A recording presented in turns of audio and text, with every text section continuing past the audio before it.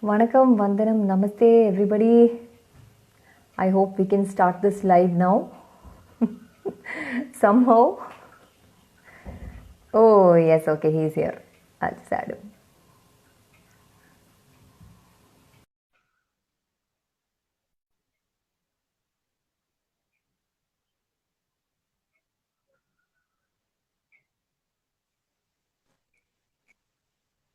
Hi, Syed.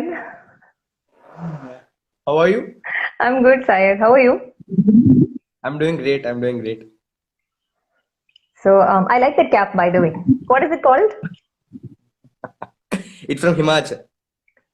Pardon me? Himachal.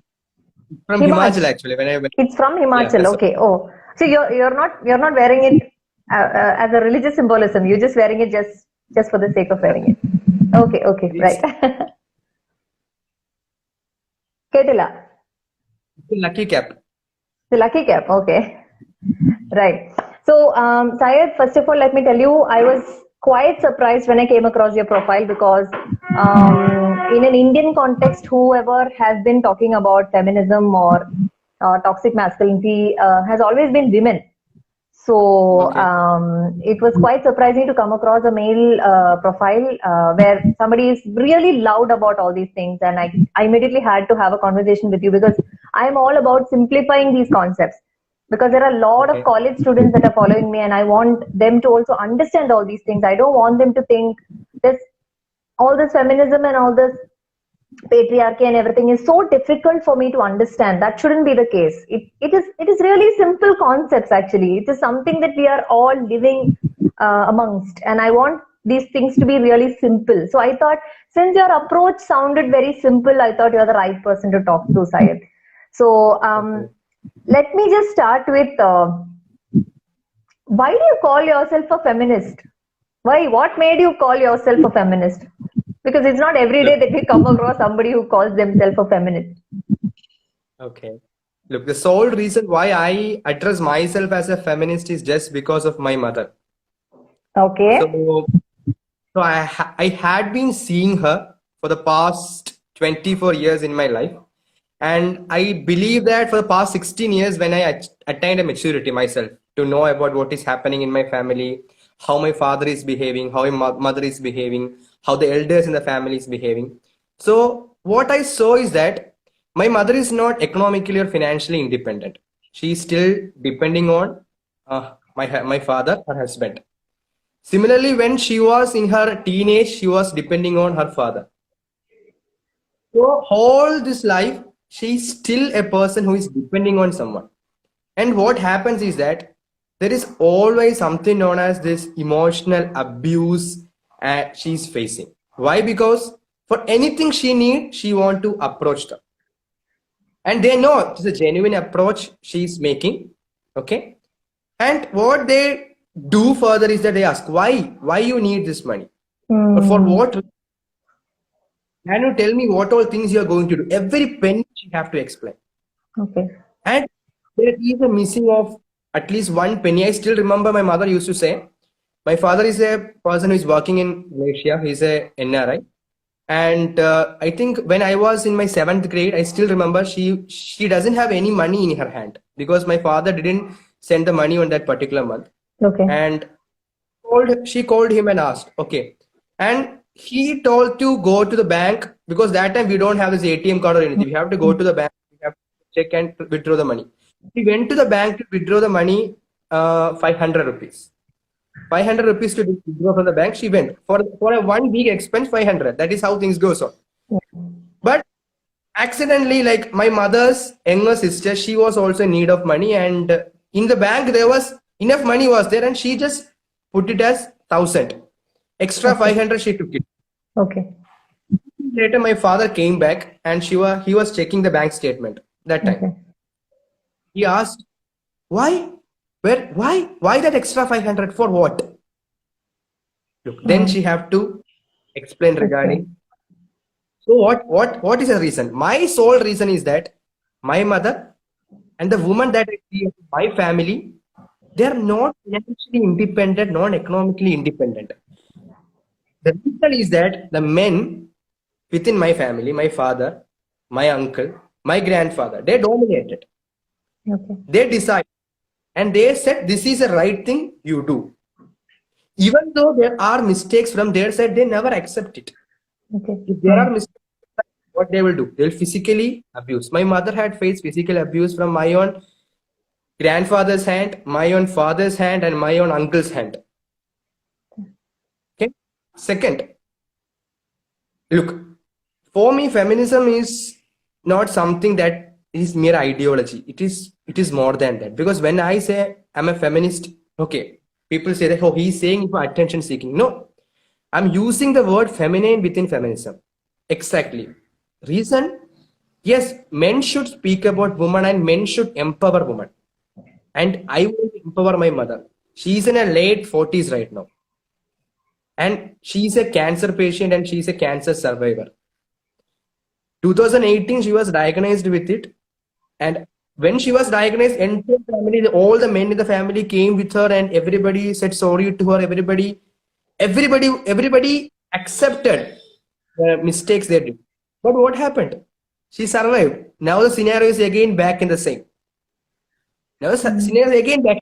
They are again back in the same thing. They kind of physically abuse her actually. Why? Because I am there. They can't physically abuse her anymore. But they still continue this emotional abuse.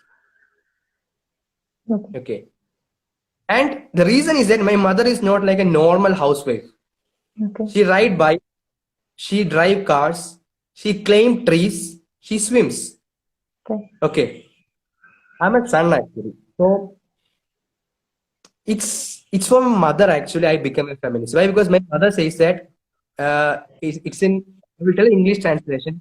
Everybody calls me Mamu. She says that, Mamu, if you are going to marry a girl, I won't tell you to love her, but respect her.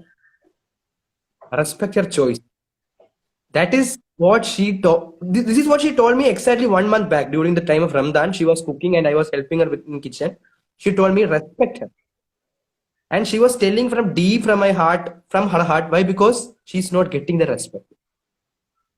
Because I saw, because women are like, not only my mother, many women are out there who are just considered as mere balls. If you want kick it, you kick them. If you want, you keep them. Just balls. And I want to change this perspective. So I choose to exist as a feminist, and whatever I can do in my capacity, my capability, I will do it. Let it be writing, speaking, campaigning, gathering. I will do it. And let the people criticize. I won't hear it. Because my vision is very clear with it. So this is the sole reason I choose to be a feminist. For my mother, actually, I chose. Through my mother to all the women out there. Oh, beautiful, Syed. And I can't even imagine the beautiful life that someday some girl might go through, being your partner, because it's just as simple as respect that every being wants on the planet, not just humans. Any being wants respect. Okay, so that was a beautiful answer, by the way. And I would just like to know about your professional side also a little bit, so that we know what you're doing other than the social activism side. And I also want to know when exactly the social activism started. Okay. Look, as I told, this toxic masculinity means the men who dominates within my family is not just dominating my mother. They also dominated me. They also emotionally, but they were not able to physically abuse me because they can't. I will just say they can't. So they dominated me in a sense with respect to my choice of life. Mm-hmm. The only person who was supportive to me was my grandfather, because he was a politician actually in his later stage. And my family is also slightly political in nature. So when I was 16 years old, exactly during my 10th grade, I think 8 years back, 8 years back, there was the issue, the Mullaperiyar dam issue happened between Kerala. It was happening. So everyone was coming out and saying that the dam will collapse right now. Okay. The 3/4 of Kerala will be wiped out. So I was a school leader. I was a CBSE student. I was a school leader. So my principal asked me to do a campaign.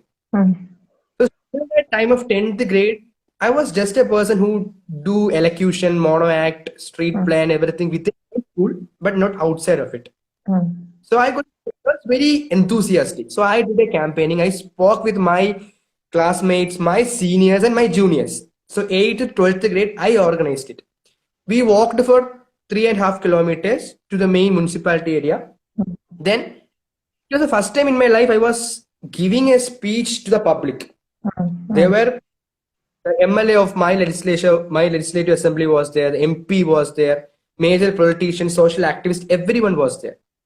So I gave why Mullaperiyar Dam should exist as such. Mullaperiyar Dam is facing. So after that speech, everybody came forward and told that you will make a great politician in the near future. You have that oral with you. You can make people sit and listen to you. So everything started to be all kind of flattering. But I don't have any direction in my life, like direction I should choose and go. Okay. Decided, okay, after my 10th grade, I will choose humanities. And I will pursue some bachelor's in a humanities field and my master's also like and clear UPSC civil service examination. Still, that is my aim. Okay. But unfortunately, after my 10th, I became part of the science family everybody is choosing. I became part of biomass. And in my 12th grade, I analyzed this academics is. So when I was exactly 15 years old, I joined a major political party within my community. I became a part of the organization, and I started working, going around different community, different society, knowing about the people, how they are. Then, remember, I was the grade. One second, Syed, ഇടയ്ക്കിടയ്ക്ക് break ആവുന്നുണ്ട്. Okay. Now? It's fine. Appo it's fine. It's like the sentence goes like this, pinna oru break, pinna the sentence goes off like that. Angane. So chala portions dip avunnundu. Is it clear right now? Power is not back actually. This usually happens here. Okay. So am I okay? Yeah. At times it's going down and then it's coming back. Okay. Let me see something. Oh, the network is correct. Now it's okay. Now it's okay. Start. Okay. So as I was saying, when I was traveling during my 12th grade to a near Ernakulam within Kerala. So when I was returning back from that place, I met a man. Okay, and he was a very stranger to me. He asked about the education system, and that time we were having the continuous and comprehensive evaluation (CC) system. Okay. And he asked me what I want to do in my life. Okay. Then I started about all my fantasies regarding society, people. So he had just asked me three things he asked me. What is my passion? What is my dream? And what is my vision? I don't know that before that during that time. But he told me that you can choose a goal in your life as people. He told me to choose goal as people. Okay. So I analyzed, I'm able to connect with people. I want to do something for them. Okay. It was a vague idea within me. Okay. Then years, it becomes, I was 17, 18, 19. Then I was done with my 12th grade. Then one major thing happened. I joined engineering and I dropped it in a month. Okay. The system changed within my family. Everybody came over. They want me to continue, but I didn't choose to continue. Then I did my bachelor's and my master's from IGNOU, Indira Gandhi National Open University, Political Science and History. So it was a distance education, so I got more time to travel, do various work. Okay. So slowly I associated with model UN conferences. It is a simultaneous competitive space, model United Nations. We are then I associated with United Nations Environment Program for 1.5 years. Then gradually associated with many non-governmental organizations, a different cultural organization. Okay. So I will say I was more traveling, meeting people and doing things. Right. Okay. So 2 years, I'm specifically focusing on foreign policy analysis and public policy analysis because my area of interest is political science and social and public policy. Okay. My current working pattern is also related to it because I'm working as an analyst for world political, as a foreign policy analyst and international relations tutor for various firms. Okay. So this is my actually, but I'm currently preparing for UPSC civils. I will be. I'm waiting for my result actually. Okay. Okay. So Right. this is what exactly I do right now. Okay. Okay. Thank you. Thank you. And when we had a short conversation, you said that your view on feminism is completely different. It is, in fact, feminism is over. It's all about postmodern feminism and what next. So can you enumerate on that? What is your view on feminism? Look, what I strongly believe is that when someone hear the term feminism, the first thought everybody will get is, oh, a group of women coming out and they're working for the woman's right to demean men, to oppress men, to dominate men. And to an extent, they will say to replace this patriarchy with matriarchy. And women dominate. The idea is having. I will simplify it. Feminism, within the word, there is feminine. Okay, this is a major issue for everyone. To everyone, without a woman, you are not even born or exist in the world. You need a woman actually. She is your mother. Without your mother, you can't exist in this world. That is a fact. So, second thing is, why I stress feminism more is, we already know 73% of women in the rural areas of India, I'm telling you Indian perspective, 73% of women in rural India, they are facing all kinds of abuse starting with domestic violence. In the urban India, it is around 55 to 60%. Still the data is not clear. Many unreported cases in both. So what happens? Again, the women are facing issue. But when I say feminism, I'm just not talking about women. We have to address about issues faced by everyone.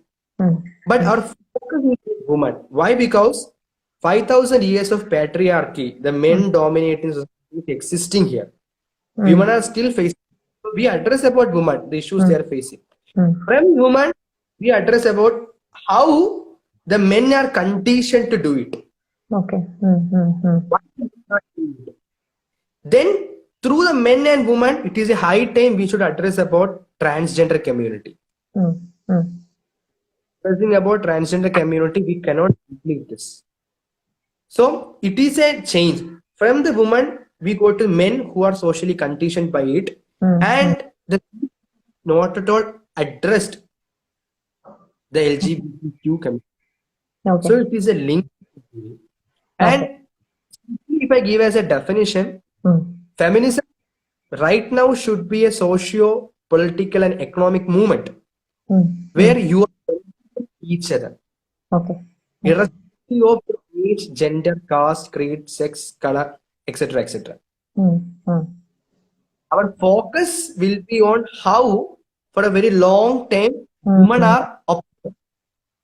Right. And how you can empower women. So when you think about empowering women, of course, you have to give answer to an existing toxicity in the society. That can be toxic masculinity. Okay, men are toxic. Similarly, women are also toxic. Okay, toxic femininity is there. Yeah. So, femininity will be addressing about toxic masculinity and toxic femininity. Then, link everything together and give a conclusion. Everyone's freedom of choice. And should be, you can disagree with. Side. That last portion. Everyone's freedom of choice. Adon repeat cheyava. Everyone's freedom of choice should be respected. Okay. If you don't want to accept, you disagree, but don't force them to change their freedom of choice. Okay. Fair enough. So, what feminism should be addressing? If feminism is not addressing this, what happens? everyone out there. Let it be men, women, and even the transgender community or LGBTQ community. They will feel, oh, this is all about how to demean someone, oppress someone, and to give your existence as superior to everyone. So that Okay. really gives a negative impression upon the woman, those who are working for women's right, and those who are telling forward, I'm a feminist. Right. And it's a what I have to tell to everyone, because everyone sees a feminist through some celebrities. The celebrities coming forward and talking about something, they see everyone as, oh, a celebrity, a woman celebrity is a feminist. Okay. They're talking about how they are facing issues in their industry, in their profession, and everything. Look, that perspective should change. And as you mentioned earlier, there are like youth between the age of 18 and 28 are still not aware about what is feminism and why we feminism. They can simply think about one thing, because everyone is aware about the #MeToo movement. Okay. Like, I'm not telling everything is genuine. There are certain cases that are genuine, certain cases that, but how we can still judge that? Because there are issues that happened years back. Yeah. Okay. And they won't be able to provide any fact or Correct. any evidence for it. Yeah. Why I'm telling, we can simply address about child sex abuse. I am a victim of it in one way during my child days. But today, if I'm coming telling that a person did it to me when I was in my 5th grade, if the society give a proof and evidence, Yeah. Yeah. that mental trauma is still within us. Yeah. It won't. Side, 1 second. ഒത്തിരി താഴെ പോവാ. Okay. Okay.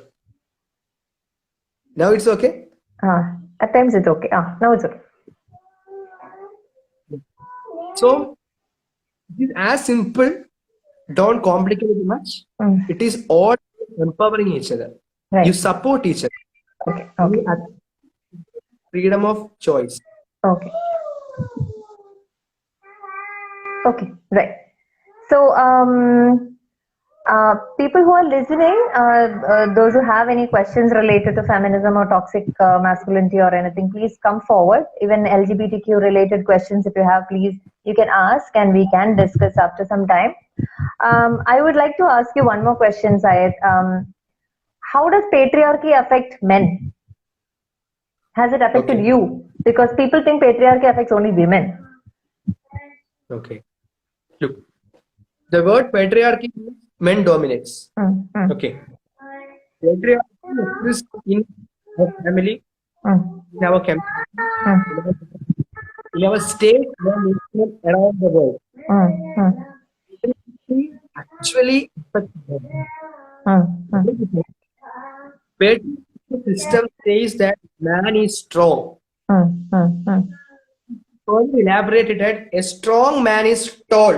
A strong is physically strong. Deep okay. Can you hear some other noise in between? It's okay. She has the headphones on, so she doesn't know whether she is. Hello. Excuse me. Not bothered about me. I hope it's not disturbing. So, as I was telling, so these men who are a part of the system of patriarchal order existing here, men are strong by their physical. Okay. But people think we can understand that how many men are strong, how many men are strong, how many men are short, who are disabled. What about this patriarchy is toxic towards them. Okay. Patriarchal system, the men dominate. Who are those men? The men who are following a long cultural, religious tradition. Right. Syed, ഭയങ്കരമായിട്ട് break ആവുന്നുണ്ട്. Okay. എന്താ ചെയ്യാ? Let me see.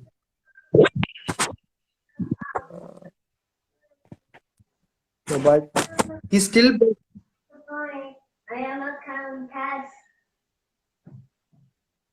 ഇതിനിടയ്ക്ക് ഇവള് പാട്ട് നിർത്തുന്നില്ല. Okay. Can you just move the phone somewhere maybe for a better reception? Is it audible right now? Yeah, it is. Audible right now. Yeah, audible. It's audible, but then the thing is the sound is going down and then coming up. So certain portions are not audible. I think there will be some network issues maybe. I don't know. Network issue ഒക്കെ പറയുന്നത് നന്നായിട്ട് കേൾക്കുന്നുണ്ട്. ഇപ്പൊ നമുക്ക് പറഞ്ഞു. Okay, fine. So as I was telling, those men. Okay, fine. Yeah.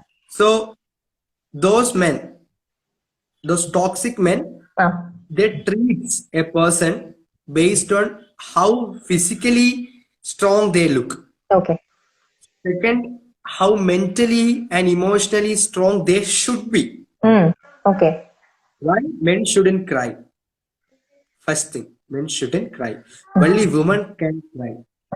Men do all the job outside of the home, no household works. Okay. Okay. How many men will be able to do it if they're having some disability or if they're not having a proper job to do? Men should look after the family. If the woman is looking after the family, then done. He's teased and bullied. Yeah.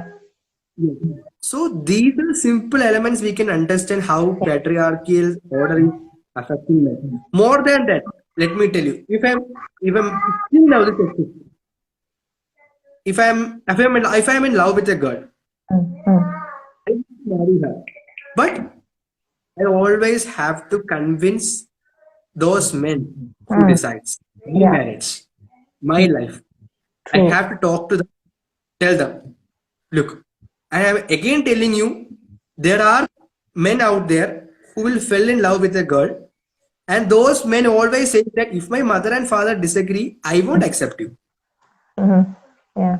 Men are conditioned by it because their priority is always a decision made by their mother and father.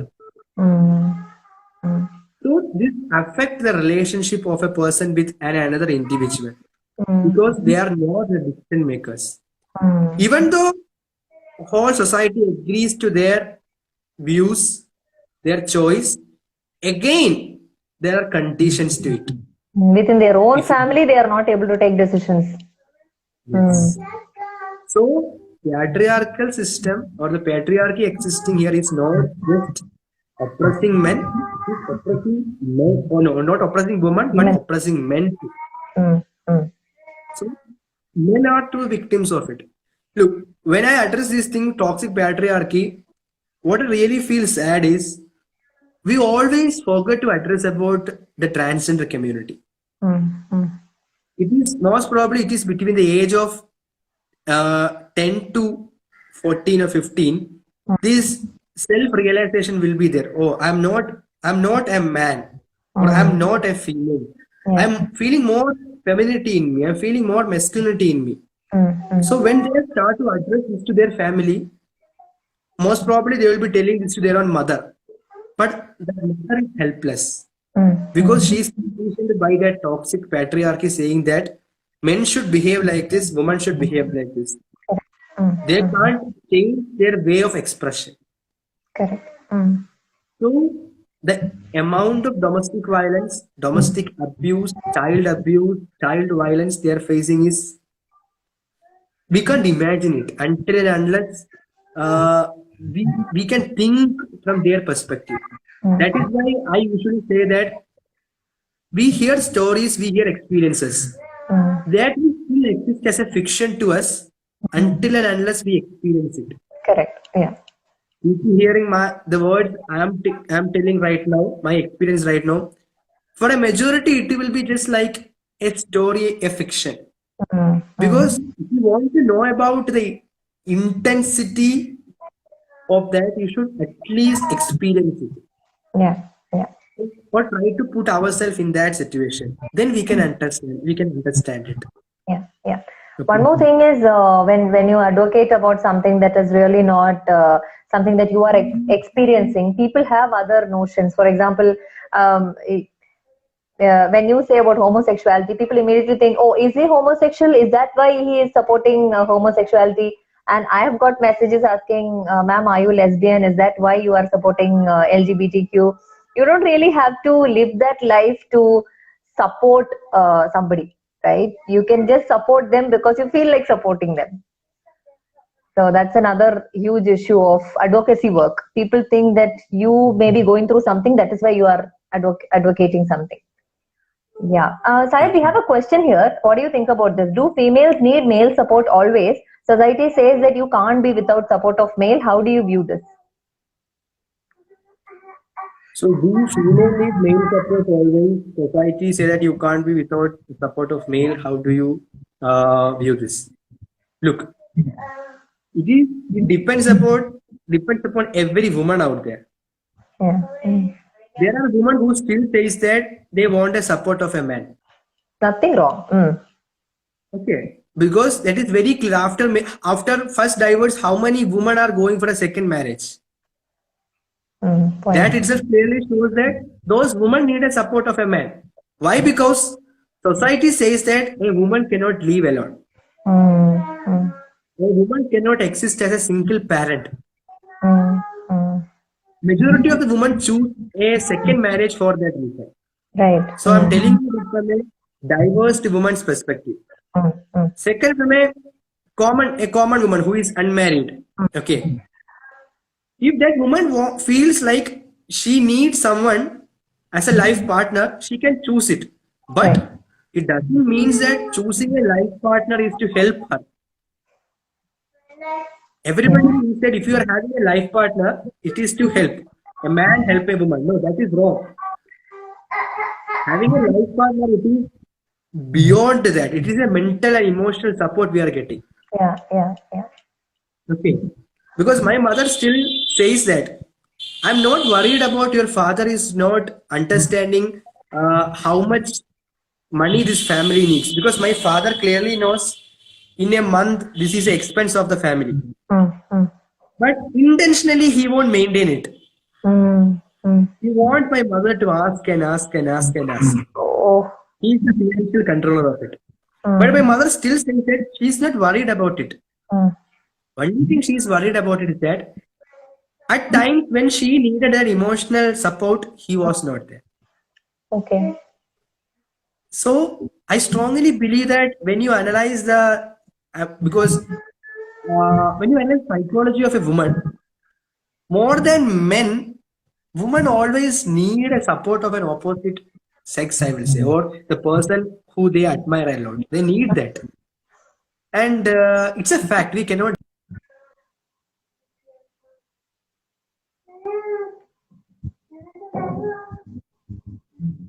Yeah. Yeah. Okay. Okay. Don't see it as help. Rather than we can say more it like a ray of hope. Okay. Okay. I think it's better like that to say. Okay. Ray of hope. Nice to hear your views on that. And how do you envision, as a feminist, how do you envision your family life to be when you have a family? If you have plans for a family. Okay. It'll be nice to hear from a young man. You don't, because see, I'll tell you something very honestly. The feminists that I come across, are all fathers. So once they have children, once they go through certain difficult phases with their partners, and once they start looking after a little human being, once they understand, oh, life is a lot more than just having sex and having fun with the partner and everything. There's more to it. When that thought process comes in, then suddenly they are all blooming in as feminists, as people who believe in equal rights, people who believe in respecting the other person. And also, whichever feminists I've come across are mostly fathers, including my husband. As an unmarried person, as a person who is not having a child, who didn't go through that experience yet, how do you Okay. envision your family life to be? Look, I always think about it, about my family. Yeah. And whenever I Me all address your my innermost, feelings what? and fantasies. That's why I'm asking your innermost, feelings about having a family. Look, when I address myself as a feminist, I always say that I'm addressing myself as a feminist for my future wife and my future daughter. I Okay. always say that. When I conclude, I say it is for my future wife and my future daughter. Okay. So, uh, it is for me, family is very simple actually. I don't want to complicate it. Mm. Sooner or later, there will be someone who will be becoming my life partner. And I, being a heterosexual man, I will of course choose a woman as my life partner. And I don't have any expectation regarding what profession she should be from or what is her career. No expectations in that sense. The only thing that I need is that I want her to grow beyond me if she can. Okay. And whichever field she choose to work, she should shine there. And I would be proud to say that, oh, my wife, she's a non-pediatrician or a doctor, or she's a non-journalist, or she's a non-social activist. I should be proud to say. So I'm telling you, like, because why I say that? Because I have seen my mother, So I don't want anything negative happening to my wife that happened to my mother. Okay. So I'm very sure about it that still now I am single actually. I don't have any sort of commitments so far. Uh, look, seriously, I don't thought about Syed it. is blushing. Oh my goodness. Arya, future Syed. Okay, I have one Look, counter question. What if your wife says, I'm very happy to be at home, Syed, and look after the children? I will make her an entrepreneur within the home. Okay. Oh, you see, the thing is, this is a striking point that what your mom went through in terms of financial independence has actually affected you so much. Allah. It's Yeah. beyond that. It just not affected my mother. It affected me actually. As Yeah. an Okay. elder Okay. son, it affected me. It's still affecting my younger brother actually. Okay. This cycle is continuing actually. I'm Okay. trying to break the cycle and 80% it is successful and 20% still it is remaining. Okay. Yeah.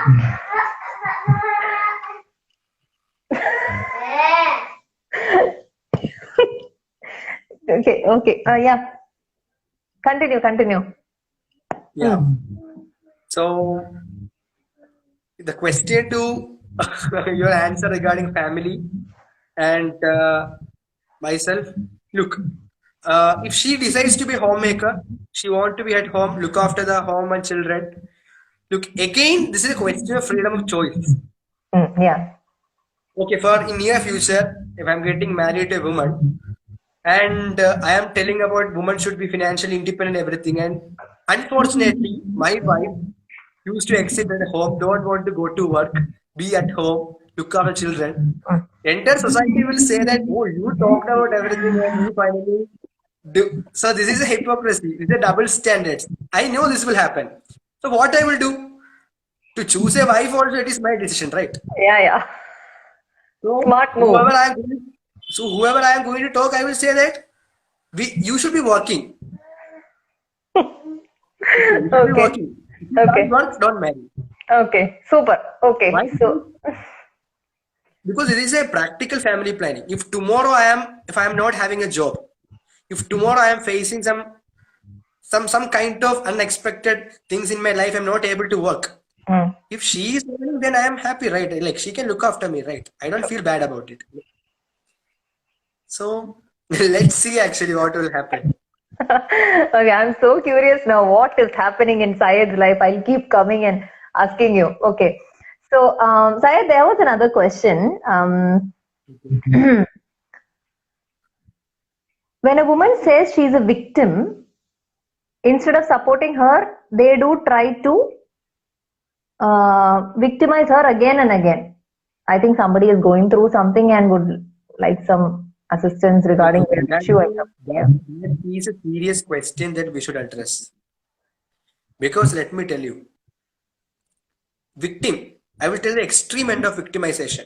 Rape victim. Someone who is a victim of a rape. Mm. Everybody for that moment will talk about this woman or this girl was raped and she survived. Okay, and she is a living victim. Dead victims are there, and living victims. She's a living victim of it. She's a survivor. Mm. The media will talk, people including me and everybody will talk, but how many of us care about what she goes through further after that? Mm. Mm. Mm. More than 80% of rape victims committed suicide in a time span of 1 to 2 years. That is a fact. Why? Because society says her or says to her, you don't deserve to live in this world among us. Mm. Mm. And everybody says that she was raped because she gave the consent. Mm. There Or is some exception XYZ culture. reason. You were raped because this was the reason. Mm. So this person who is a victim is again victimized. In terms, educational opportunities are denied, or in education institutions they are discriminated. They are seen with a prejudiced eyes. They are isolated. Yeah. Yeah. In a professional atmosphere, there are people who try to take advantage of her, Mm. Mm. Yes. seeing her through in a very negative way, influencing her, manipulating her, and more victimizing her. I'm not telling physically, but emotionally and verbally. Yeah. Yeah. So why this happens? These all things happens because of a toxic patriarchal system Yeah. that is existing in our society. That is That is continuously. supported by, yeah. So that is supported by an existing fundamental religions and cultural system also. Okay, because I know somebody like this, Syed. I don't know because you're in Kerala. I'm sure you might have heard of the Suryanalli case. Have you heard of the Suryanalli? Yeah, Yeah. I know. So I was living in Munnar at that time, and Suryanalli is very close to our place. And we had heard about this news of this girl being taken off by some auto driver or something, and then she was raped by multiple people, gang raped, and kept in a place, and I don't know, so many such bad things happened to her. I was a very very young girl at that time, and I remember when I was doing my 10th standard or so. My mom had started working in an office close to this girl's house. So she was given a house and all these things by the government, and she was working as I don't know, some front office person or something with the government's help. So me and my Okay. mother, we were walking towards my mother's office, and this girl was going to her house, and my mother was scared of looking at her. So I was just 14 or 15 years of age, and I have heard of the Surinalli case. And my mother said, "That is that Surinalli girl. That is that Surinalli girl." I was like, "Eh, what is wrong? She's just a normal girl." No, I'm not. I wasn't able to think of anything negative about her. But then that much is the social conditioning that a person who has gone through so much is looked down upon. She is a menial creature according to the society. She has gone through something, but then maybe it's because of her fault. So we constantly victimize the victim. So I have really seen this with my own eyes, and I totally understand that. Thank you for that. Is there any other question? Your views on narcissistic abuse? Narcissist. I'm sure you are familiar with so many narcissists in your life, Syed. Look, look, what we should understand, okay? Look, there are we can simplify it as a kind of, because when someone asks me this question, I always think about should I just address about this particular question, or should I address it in a very generic manner? And I prefer to address this in a very generic manner. Why? Because abuse itself is fair enough for us to understand what kind of a person that is. If I am going to abuse you, Okay, that can be physical, verbal, emotional. That itself shows that what kind of a person I am. Yeah. Yeah. And if I don't feel bad about it, what I'm doing, if I'm not ready to change myself, Mm. then you should think about why that person is continuously doing it. Mm. Mm. That is where we have to again address about another dimension, that this person had gone through some kind of abuse during early childhood. Okay. Early childhood trauma. Okay, so that person doesn't Mm. have a space to change it, or nobody was there for that person to tell that this is wrong, you should Correct. change it, or nobody show a new direction. Correct. The best example I will tell you is elderly abuse. Mm. The senior citizens who are abused by their own daughters, daughter-in-law, children, children-in-law, anyone. Why they do? Let me tell you, there will be a strong reason why they had faced some kind of abuse in their early childhood from an elder person, Okay. or they had seen it through how their parents reacted to their grandparents. True. Okay. So we can't every time say that a person who abuse is just doing it that because he or she or the other love to do it. They're conditioned. They're conditioned. Yeah, there is a reason why they are doing it, and we need to delve into that reason to find out why they are doing it. Yeah, makes sense. Yeah. Um, But yes. but I will conclude it saying that this generation of mine and yours, we are having our parents and grandparents. They are okay. It is very difficult to change them. It's very, very difficult to change them. But we have to change. Right. Okay. But among us also, there are people who are still conditioned by that old system of patriarchy and toxicity. Oh yes, many. Yeah. Yeah. So I believe strongly that we have to say this. We have to speak about it continuously. Yeah. But what happens is that at a point of time, everybody believes that we can't do anything further. Yeah. Nothing is going to change. Yeah.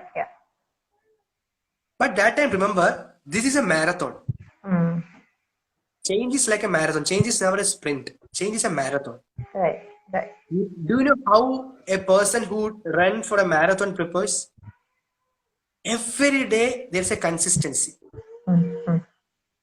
Change can come only with consistency. Yeah. So let us be consistent about what we are talking about. Yeah. And let us connect to more people.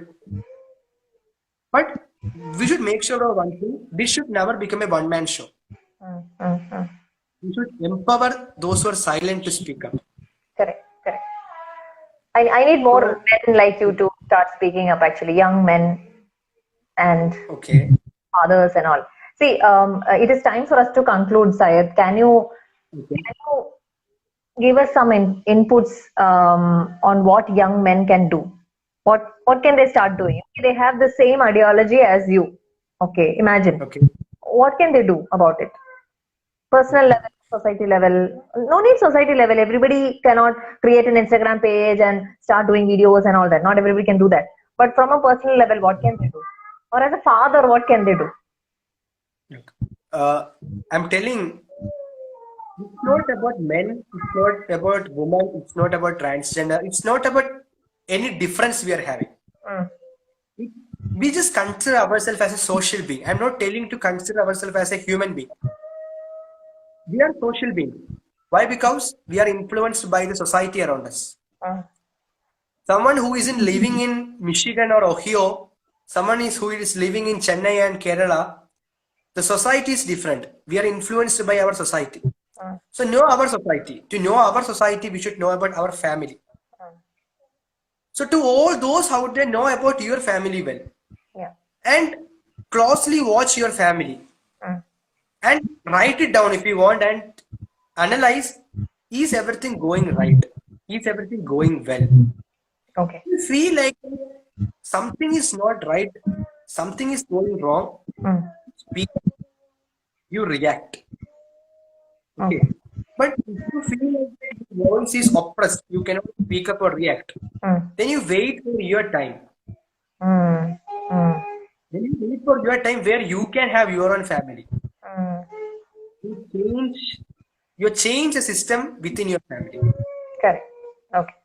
So all those who are a feminist, not a feminist, anti-feminist, supporting feminist, or you can be of different ideology. Mm. But at the end, what matters is people, fellow beings. I will say this: love everyone. Yeah. Love, If you, just love. yeah, long story short, if you cannot do anything for the society, at least start with your family. Your personal Yes. opinions, biases, attitudes can change. That's all. Mhm. And yes, so we have to conclude now. By the way, you said that you are being a feminist for your wife and your future daughter. My point is, Okay. I mean, in case you have a family in future, I really want you to have a son so that you can, because daughters, people are kind of doing a good job these days. We want people to do a better job in terms of raising their sons in the right way. So I really hope you have lots and lots of sons. I okay. I missed one point. Okay. Yeah. Look, I will have a family, 100%. But most probably it can be adoptive family. Mm-hmm. Okay. All the more good. Mm. My plan right now, to an extent, is to adopt a child. Okay. Okay. So yeah, that is what I think. But, I believe that there will be a son or a daughter. Maybe I can't even say that. Once they grew up, they will identify themselves as a transgender too. I Yeah. have to be Maybe. prepared for it. Yeah. Yeah. Okay. So let's see actually, because I'm not worried about future much because it is unborn, and I'm not worried about the past because it is dead. Right. Okay. Let's live in the present Yeah. and let's make the change right this moment. Yes. True. True. But yeah, there is that hope that people like you, youngsters like you, can create a beautiful society if the thought process is like yours. Don't have to be as loud as you or loud as me, but even if the voice is really less, if they can at least incorporate certain principles into their own family, I think we can make a huge change in the society. So Yeah. once again, thank you, Syed. Thanks for joining. And I love that name, Samuhik GB and all that. Okay. Thank you. We'll do more lives like this in future, Syed. Thank you. Thank you for Okay. joining. Thank you too. Thank you too. Yeah. Okay. Bye. Bye bye. Bye bye.